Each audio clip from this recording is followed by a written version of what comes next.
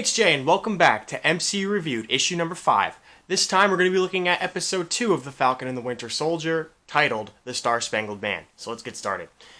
So this episode's going to start off, and John Walker, aka the new Captain America, is in his old high school locker room, kind of just pondering what it's going to be like to take on this huge moniker as Captain America. And just really doubting himself, but his buddy Lamar Hoskins reassures him that he's got this in the bag. And he goes live in front of, on Good Morning America, in this packed stadium for this massive interview with the new symbol of Captain America. And he just explains that, yeah, even though he had a lot of successes in his time as a military man, he's in no way confident that he can fill the shoes of such an icon like Steve Rogers, and he has no intention of doing that either. This, big broadcast is getting the attention of both Sam and Bucky, who Bucky is enraged by the sight of this, and he goes to confront Sam, and pretty much is like, why would you do that? Why would you give up that shield? That was not your business to hand off.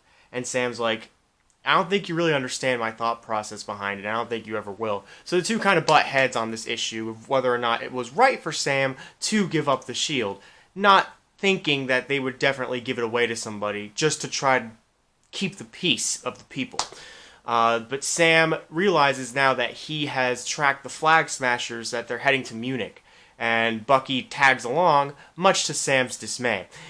So they're able to reach this convoy of, looks like, vaccines that the Flag Smashers are stealing. Red Wing's, heat vision, I should say, senses one of the truck has a hostage inside of it. And this ensues the pair to chase after the trucks. After breaching one of the trucks, Bucky thinks that he's found the hostage. It's this girl. And he's like, well, you're alright? Making sure she's okay. And she just smiles and punches him with superhuman strength out of the truck. A fight ensues, and these guys are quickly able to subdue Sam and Bucky both. And the leader girl, who was the hostage, just smashes Red Wing in half.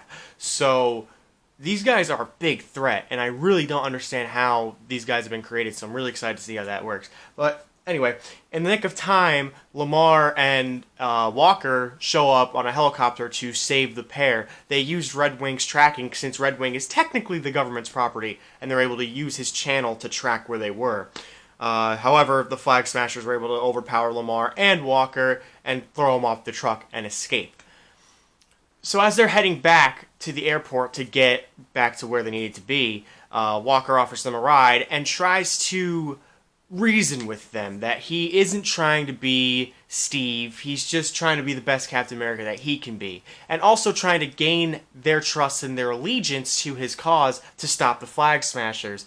But Bucky and Sam do not want to work with this guy, as I don't think they like him very much, which I don't blame him. He's kind of a pompous ass.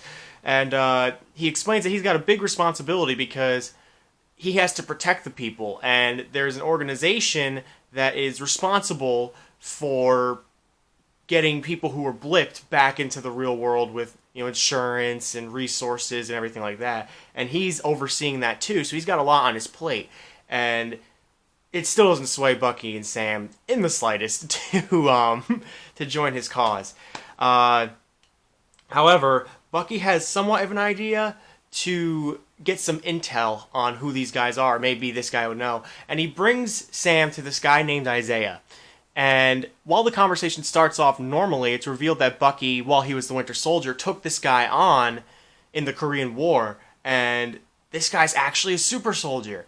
And just at the thought of more of them being out there, this enrages Isaiah because he spent 30 years as a captive being experimented on to be this super soldier, and throws him out of the house very, very angrily. Sam confronts Bucky about why he never told Sam or Steve that there was an African-American super soldier, as that would have been huge news, especially at the time where he was a super soldier. And Bucky was like, he didn't want to reveal that because he's been imprisoned and he's been through a lot.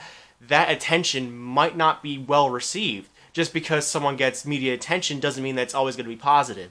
And Bucky didn't want that to put him even deeper into the ground than he already was with all his experimentation and imprisonment. This fight sparks the attention of the police, who try to arrest Sam before Bucky reveals that that's the Falcon. You can't arrest the Falcon. And instead they arrest Bucky because Bucky has actually missed his one of his therapy sessions with Dr. Rayner. And that's pretty much as if like you're missing, at a point with your probation officer. So that's a really big offense, so Bucky gets arrested for that. However, Walker and Rayner show up to bail them both out, and Rayner decides that enough is enough, because I think she senses the turmoil between Sam and Bucky, and puts them through these like couple therapy session exercises, like staring at each other and just really trying to read their souls. And it's the funniest thing ever, because they just banter the entire time. They even just have a staring contest. They don't even try to talk out things. But then she's finally like, all right, cut the shit. Let's actually talk about what's wrong. And Bucky angrily is just like, by giving up that shield, Steve was wrong about you. And that means he was wrong about me, because remember, Steve enlisted the help of Sam to help track Bucky down in Winter Soldier into Civil War. So he's like, if he was wrong about you, he was definitely wrong about trying to find me and get me to become better than I was, than not being the Winter Soldier. And this therapy session is not working out. And they both storm out of the office and go to continue finding the Flag Smashers. So let's check back in with them. They seek refuge with a supporter of the Flag Smashers' cause, which, if you guys don't remember, I'll give you a quick refresher. They want to plunge the world back into the state of the world during the blip, when half the population was wiped out. And the leader, her name is Carly Montague, she gains a message on her phone from an unknown number, pretty much saying, like, you took something from me, I'm assuming that's the vaccines, and I'm going to find you and I'm going to kill you. Very Liam Neeson-esque. And so they have to be on the move. They have a huge supply of vaccines, which alerts the authorities to their location because they're tracking them. And one of the Flag Smashers actually sacrifices himself to give them just enough time to load up their stock onto a plane and, peace out of there. But these guys are a very tight-knit group, and they are very, very hurt by this loss. Finally, we see Sam and Bucky, who, after they've been released from the therapy session, John Walker is trying again just get them to their cause. And they're like, we're free agents. We get what you're saying, but you need permission. You need to go through like 50 million people, because remember, the Sokovia Accords are still in effect, which you'd think it wouldn't be after, I don't know, the decimation of half the fucking population, but it still is. So Sam's like, I understand where you're coming from, and you have very valid points, but you have to get permission. You have to go through authorities, the government, and everything, just so you can get a yes to go try to find these guys. We don't roll like that. We're going on our own. And John Walker pretty much threatens them, like, well, then stay out of my way if you're not going to be with me. Because if you're not with me, you're against me, that whole mentality. Isaiah had brought up your people to Bucky when they were in the altercation, and Bucky connects that as he needs to go see somebody who knows all the secrets of Hydra. And there's only one person that we all know who has all the secrets to Hydra, and of course, that is Helmut Zemo. And it ends with a brief shot of him in prison, and that's the end of the episode. This show is getting really, really good already off the bat, and it is only the second episode. I love the dynamic between Bucky and Sam. I always knew I was going to, because they, we've never seen them get along since Civil War, with the whole, can you roll your seat up? No, and they're like always bantering and saying they hate each other, and it really comes to fruition here, but not in a joking way. Sometimes there's real serious moments of frustration and anger between the two. Like in the therapy session when Bucky's like, why would you do that? How could you not have seen them giving the shield away? They don't give a shit if somebody actually deserves the shield or not. They just want the people to be happy and have something to look towards to kind of keep the peace. And they did that. They just gave it away to somebody who had... And I'm not saying John Walker's a bad person. From the credentials he had in that interview with Good Morning America, he seems like an upstanding guy. Really great military man. But that doesn't mean he deserves the shield. You really need to look at the person's character and not just what their accomplishments are. And I think that's really why Sam and Bucky are very frustrated with the choice of John Walker. So while he's a great guy, it's not that he deserves it just because of those merits. And that's really why Bucky was so angry with Sam. But of course, I kind of see where Sam's coming from too. I see where both of them are coming from. But again, I also see from Sam's perspective, how are you going to tell me that I'm, doing something wrong here?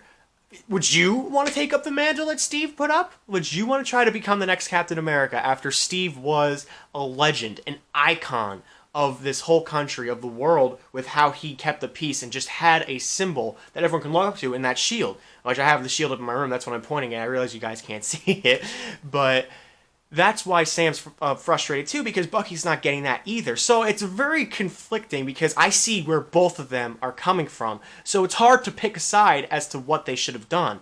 And so the dynamic, while they also still have some funny banter, like with the whole staring contest and just how, like, Sam's like, I could see what that, that robot mind is just computing and running numbers and analyzing. It's really hilarious how they do that. But yeah, their dynamic is great. These Flag Smashers are really, really intriguing me. I'm still under the impression that Walker's working with them. My buddy brought up a great point while we were watching the episode. During the scene with the fight in the on the trucks, how is it that Bucky, another super soldier, can just not take these guys out? I know he was outnumbered, but then Walker gives them the smackdown for a bit. I know he's got Steve's shield, but he has no super soldier enhancements. That's just really suspicious to me. How it's like, oh, these super soldiers can't take out another super soldier, but Walker can just come on in and, take a lot of them. Not out, but give them a lot of hell. Yeah, that was a little suspect for me. I could be wrong, obviously, but it's just a theory that I like to think that might be true. Because I don't trust this Walker guy. Because you also got to think about it. He's very, very desperate to get Sam and Bucky on his side. Now, of course, you could just look at that as he just wants more support in this very, very tough fight that they have coming ahead of them. But what if it's because he wants them to be lured into a false sense of security with this guy so that he can put that knife right in their back as they're just gaining his trust that he's with them to stop these guys? I don't know. I could just be overanalyzing this. It is only the second episode, so I really can't make any predictive theories like WandaVision, where I kind of had a pretty decent idea as to what was going to happen throughout the series with Wanda's powers and how she's going to utilize them and who's going to control everything. It's tough to tell what's going on here. It's interesting that Isaiah was a super soldier way back when the Korean War was taking place, because that means that I know that Zemo killed all the super soldiers in Civil War, that strike team, but it's interesting to know that there was more even past Steve and Bucky, but even before that killing force. It's really intriguing to know. And I just want to know who's keeping this serum alive to give all these Flag Smashers these abilities that Steve, or Bucky have in terms of their speed and their durability and their strength. It was really funny how Bucky jumped out of the plane and landed on his arm, kind of like Steve did in Winter Soldier when he jumped out of the elevator and landed on his shield. But it was funny because one of the military guys was like, that's a really high jump, right? And Bucky's just like, yeah, I know. Because it's like, he's fallen from higher, considering that's how he, became Winter Soldier in the first place when he fell off the train. But that was a really funny quip. I really hope we actually get more Nakajima. I hope we get a confession from Bucky. I think that would really be a great step in the right direction for his character when he confesses that he did this. But of course it wasn't him. But that doesn't matter in Bucky's eyes because he still did it. Which he admitted in Civil War. But yeah, I think that we're in for some craziness. And I know we only have 4 episodes left, but these episodes feel a lot more packed with, more resolve than, say, WandaVision that had to stretch it out between 9 episodes, but they kind of had to. Sharon was mentioned in this episode, but she still hasn't appeared yet, so I'm really, really waiting for Sharon to come, because she's a really underrated character in my opinion. She's a badass. She had a really great role in Civil War and breaking the government's trust by giving Sam and Steve their equipment back and, aiding them in Barnes' escape.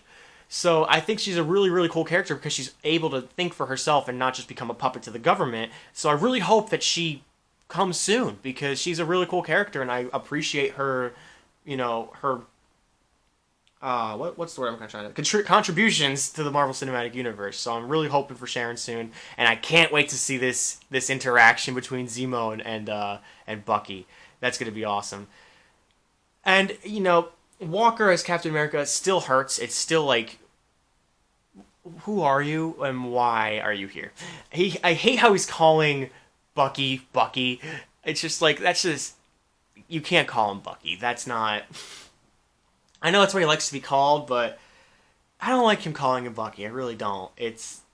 That's Steve's nickname to him, and I feel like it's the same thing with, like, Scott and Hope in Ant-Man and the Wasp. When Scott calls Captain America Cap, it's like, what's what we call him? It's like, yeah, only people who we've been established can call him Bucky. How about that, John? But I mean, I know he's doing his best, but it's just not enough. The memes with what you ordered versus what you got are hilarious with Steve versus Walker, because his face looks so derpy in that cowl. Like, his chin gets over protruding. His nose grows like 80 times its size.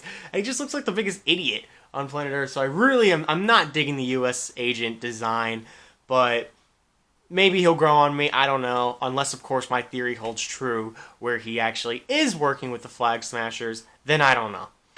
But I don't know who's working with what and how's working with when. But we'll have to figure that out as the episodes progress. In terms of MCU lore, how this is going to impact everything, I still don't know. Are the Flag Smashers going to be stopped in this show? Are they going to continue to be a threat throughout the rest of the MCU? It's a toss-up at this point. I need a little bit more info before I could start making any assumptions. Because unlike WandaVision, where it was like clear, this is going to lead into this, aka Doctor Strange 2, there is nothing from Falcon Winter Soldier that's like, yeah, the events of this are going to lead directly into Hawkeye, or directly into, Shang-Chi. They don't have anything like that, so I have no real means to see if it's going to connect to any movies at all. It's been it's been rumored that there's going to be a season 2 for this show, but that hasn't come to fruition yet, and if it does, well then, we'll get an answer as to where it's going to go from here. But for now, I'm just going to assume that, I guess my guess is going to be that Sam's going to take the shield back, take on the moniker of Cap, and then lead the next team of Avengers. That's really the only theory you can kind of just throw at a dartboard at this point. But for future content, I should say. But for the show now, that's my theory. I think that John Walker's working with the Flag Smashers, and he's just using this as a distraction. I feel like we'll get some tragic backstory that something happened that caused him to hate the universe, and this is why he won. He was happy that Thanos succeeded in snapping and wants the world back to where it was. I could be dead wrong, but that's why predictions are fun. Yeah, that's all I really have to say about the episode. I'm super, super excited to see more of the dynamic between Sam and Bucky. I hope Dr. Rayner gets more time with them to get them to just start liking each other. I'm excited for Sharon. I'm excited for Zemo to get some more screen time. There was actually an interview, a massive roundtable with like a good chunk of the cast of Civil War, and one of the reporters asked, will we see Zemo in the future? And at that point, it was unsure. And I really hope that we did, because at the beginning, I didn't really like Zemo, and it was mainly because his plan was so freaking dumb at how, perfect everything had to fall into place for any of it to work. But I really do see where he's coming from. I've grown an appreciation for him, so it's great to see him again. And just that line at the end of Civil War when Everett Ross is like, do all that and to watch it fail, doesn't that feel bad? And he's like, it didn't fail. Like, did it fail? And it's like, oh shit, did it? So it really makes us think, and I'm happy to see him come back again. But all in all, great episode, and I'm looking forward to this Friday to see what happens next. And until next time, guys, make sure you guys stay tuned. That video I've been cooking up, I'm not going to be revealing, is coming out this week. And then at the end of the week, we will get another Star Wars Chronicle, if my schedule allows. And then, of course, next week, this issue 6 of MCU Reviewed. So I got a lot of stuff lined up. Make sure you guys like, share, comment, subscribe. All that stuff really helps me out. And until next time, guys, that's a wrap.